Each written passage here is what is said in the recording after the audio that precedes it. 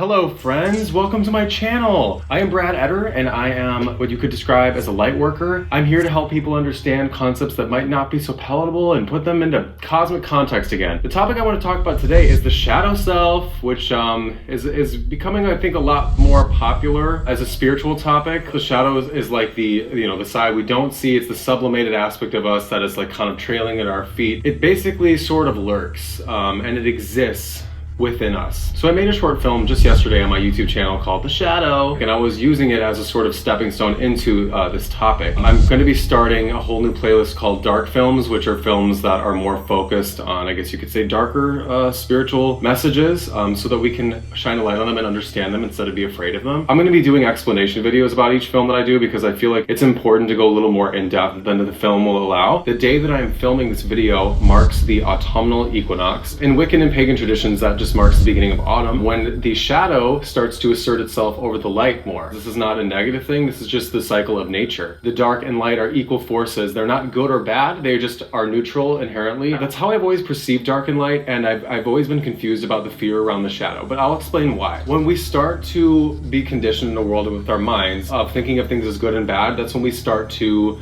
ignore parts of ourselves and suppress parts of ourselves that can then become monstrous. The shadow itself, if it was integrated properly, would actually lead us to our true qualities, because it's the resistance that is required to go against to show our virtues, right? Our virtues and our light would mean nothing if there was no resistance with which to prove them. Where people get confused is that, just like take wine for example, when you ferment a grape, all the properties break down and become something different. What I had to learn in this reality, what people were calling the shadow wasn't really the shadow. So the shadow, if it's ignored, which is like fermentation, you just leave it sitting out for a long time, it's going to ferment and it's going to lead somewhere very, very, very aberrant and chaotic and negative, which is now a bad thing. These fermented states, where your light body is open because your shadow self is kind of like burned holes through it with their fermentation, if that makes sense, that can lead to demonic possessions and entity attachments, which is now what people associate with the shadow. We think of the shadow as being like Satan and demons and all these horrible things like The Exorcist, which Hollywood does not, they don't do a great job of really illustrating the difference there because they want people to stay mind controlled, but that's another freaking whole topic. By examining and like really loving our shadows, which are the sides of us that we may be ashamed of, those sides really do say a lot about our soul mission and actually the qualities that we wish to emulate in this life. So if you examine your shadow, you can actually see what your true self is like. You just need to have the patience and the love to look at it and understand what it's teaching you. I think it's a pretty simple concept and it's pretty benevolent, really. It's just the path of the soul and the journey that we are all on as humans. That's on a personal level and a collective level. But the point is, when things stand still and they don't move,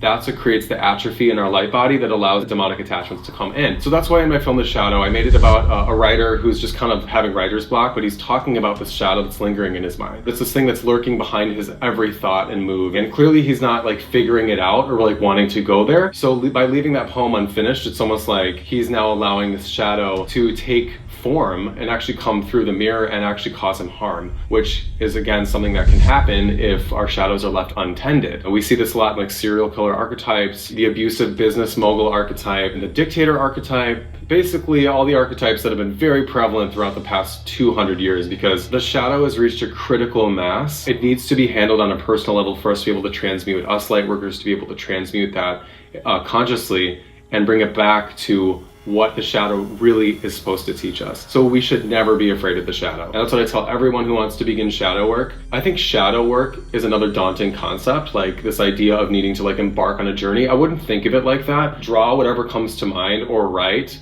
or basically doing anything artistic is going to reveal your subconscious and your shadow to yourself, for you to be able to process healthily and to understand yourself more. The emergence of light and dark in a being is what makes them powerful and masterful, and integrate them as equal and both as loved and benevolent parts of yourself. That's when you can truly master this reality, and that's where true magic comes from, which is actually the concept of Wicca, and honoring the cycles of shadow and light and night and day and seasons, you know, winter to spring. Like, it's all about this push and pull that we need to embody both instead of rejecting one. What I see a lot of people doing, especially in the New Age movement, is kind of polarizing to the light side, which is just saying like, I am perfect, I'm whole. All these like assertions of truth, which are true, but you can't understand that without the embodiment of your total self, which is the dark as well. So again, polarizing to one side or the other can it causes stagnation, which causes fermentation. So fermentation can happen on both the light side and the dark side, And you can be exploited and have demonic possessions from both sides, because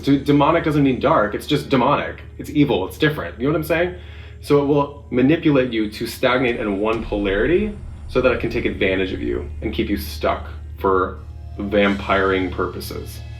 So the person who can integrate both with non-judgment is the one who can become masterful and will not be manipulated to polarize like that. So I hope that kind of elucidated what the shadow self really is. And like I said, there are going to be more films engendering darker spiritual messages coming up on this channel. So make sure to subscribe, and I will see you in the next video. There's one coming really soon, so subscribe! Love you guys. Mwah.